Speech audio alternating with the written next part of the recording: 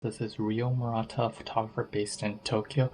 In this video, there's like three things I really want to talk about, but instead of making three separate videos, I thought why not just mix and match and like stick them all together. And if you guys are not interested in the first two parts, which is not related to like phone photography, the second might actually for some people. You guys can basically skip. If you check the description, I put in these links where you can just skip the first two parts and watch the third video, which I basically shot a local coffee shop. Okay, so the main reason why I made this video in particular is that there's these like, small little things that you really want to like present to your audience as some kind of content, and in my mind I think it's like worth talking about, and for some they don't give a crap about it, so who knows. So basically, number one, what happened in my life?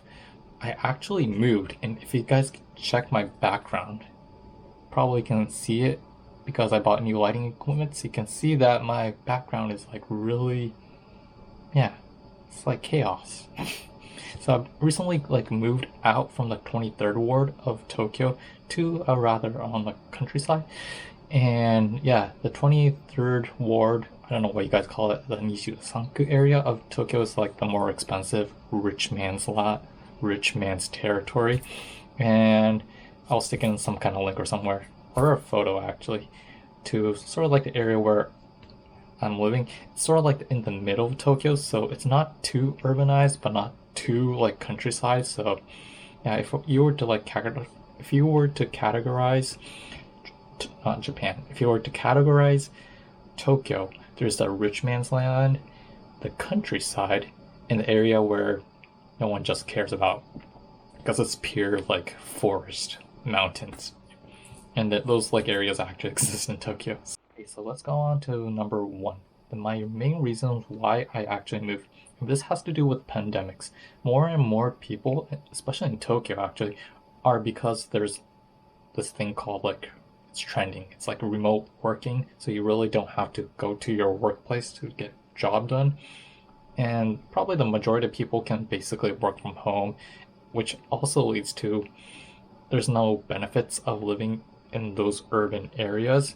And I was one of those, but unfortunately, because I'm a photographer doing e-commerce work, I basically have to like work and commute riding the train to Shinjuku area. So I basically wanted to like move to an area that's not too like remote, but have like a recent sort of like access area within those like not walking distance, those like what I call commuting distances. So I looked around and realized that the middle part of Tokyo, it really takes like 30 to 40 minutes to get to downtown Tokyo, so it's not much of an issue. But okay, so for the negatives of moving, there's actually two that I experienced. One is you're broke as, I can't say that word or I'll get banned. Broke as AF, if you know what the reference for that word is, because your expense like skyrockets beyond your expectations because you had to buy additional furniture. You had to buy like mattresses, like cushions, rugs, and basic clothing wears because it's getting quarter and quarter, week by week, as we head towards election day and as we head towards like December. So you realize in the end, photographers, the majority of us are really frugal people, and when you realize that we don't have enough money to purchase films, when you check the refrigerator, I hope you can understand what that means.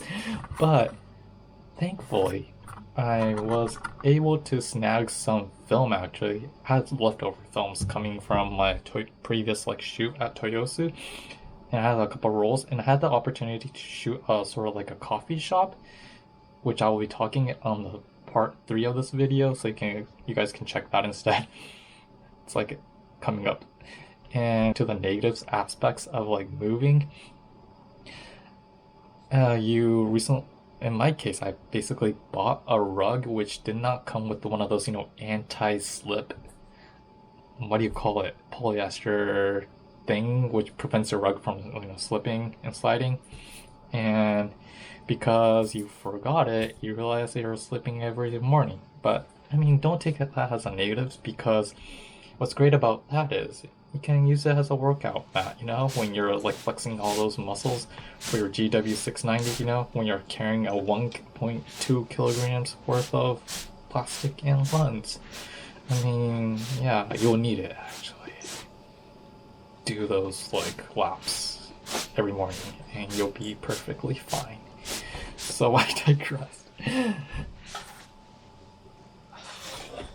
So the recent occurrence to me, part 2, would be that my camera bag died actually. This is sort of like a video that I really wanted to make separately, and it was also more like a positive video because I've been using that bag for like 2 years and I've been using that bag for roughly like 2 years or so, and it was like a good recommendation. But due to this move, what you call the zipper like snagged off, and at the same time the part that's like stitched, I don't know what you guys call it, the zipper and the stitches of the cloth like were shredded. And this was like a shocker to me because I've been using this bag for 2 years, and you guys have probably seen a lot of people like carrying this bag around, which is like the Peak Design Sling V1 10-liter bag. They came out with, I think they came out with a version 2 recently, and because I used it for 2 years and that bag costs roughly $200, my total expense was like $100 per year, and it didn't last like more than 2 years. So, and at first I thought as a positive, but when you think about it, about like how much money you spent on something, and if it breaks down, you basically do the math and calculate if it was worth that purchase.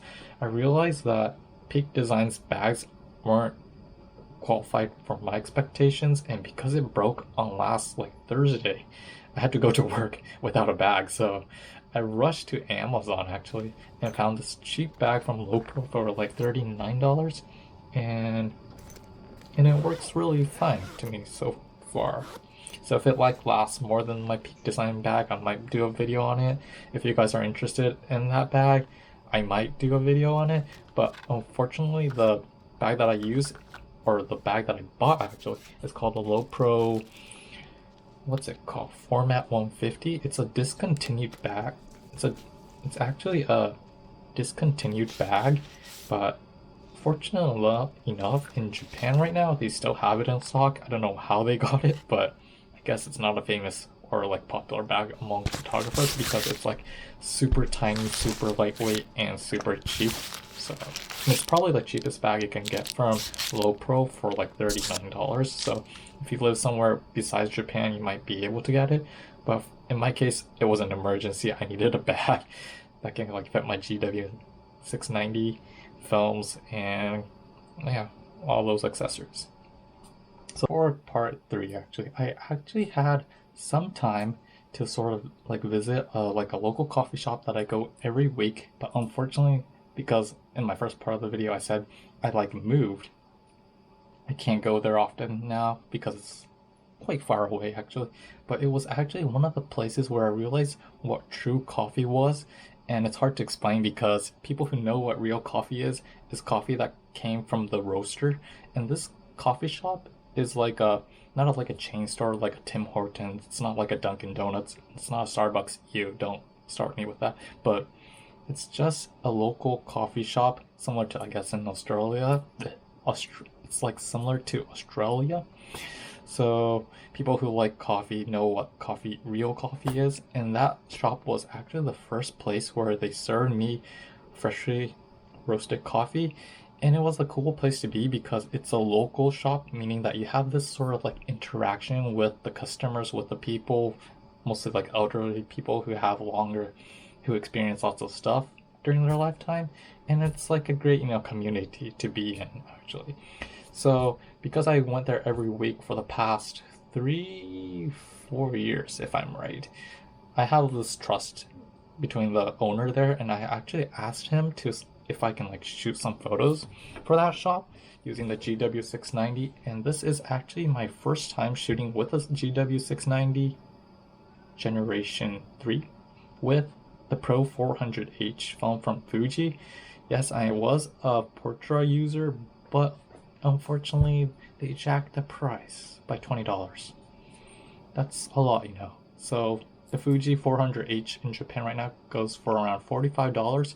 The Portra 400 goes for $63. So that's like a lunch. That's like a dinner actually for me. So and because I'm a frugal photographer, I chose a Pro 400H, and I didn't mind like doing the color correcting, because a lot of people say that it needs some kind of color correction to meet their like demands. So yeah, let's go to this coffee shop then.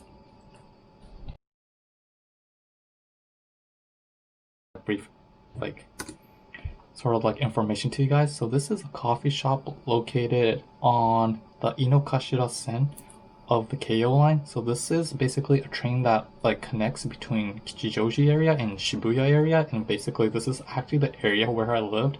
And as you guys can tell from the video, it's called Coffee Beans Shop in Takaido.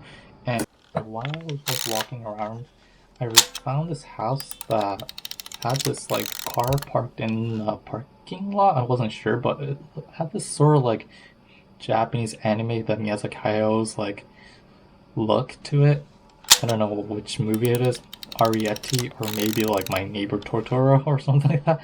And there's like so many regrets in this shoot because I actually wanted to shoot that orange colored fan with the Guatemala estate coffee bean bag in the background. I did not have enough film to like shoot that shot, but instead I shot the sort of like desk, which was like really romanticizing. And then look at those colors, it looks fantastic in my eyes. And at the same time there was a customer and I had to grab a shot of that. And all these like coffee beans that you see in the video, they're like being cupped and sampled by the owner who runs this shop, and only the ones that sort of fulfill his taste buds, he gets sort of like the permission to like add them onto this like sort of like shelf, like the shelf of honors, and a medium format actually gives out better like blur, better like background rendition, if that's the word, or correct word. And just love shooting with medium formats. And if you guys are like really lucky, the owners sometimes have Panama La Esmeralda Geisha. That's like the pinnacle of coffee actually. He has some in stock only once per year, so if you guys are like really lucky, you might get the chance to, or get the opportunity to like drink a cup. And it's just a fantastic place to be.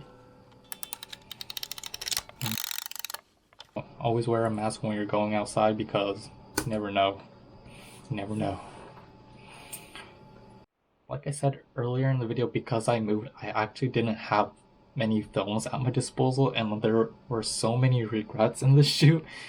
There was like so many places where I really wanted to shoot, but I didn't have the extra rolls. I only had like 2 rolls during the shoot, so my goodness, I should have saved more money before moving out.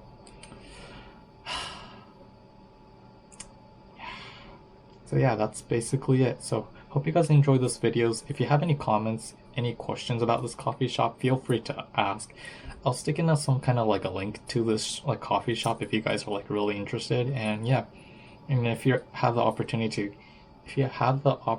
to come to Tokyo, I mean, it's like a great place to like visit, probably, if you love coffee actually. So yeah, thanks again. We'll see you next time.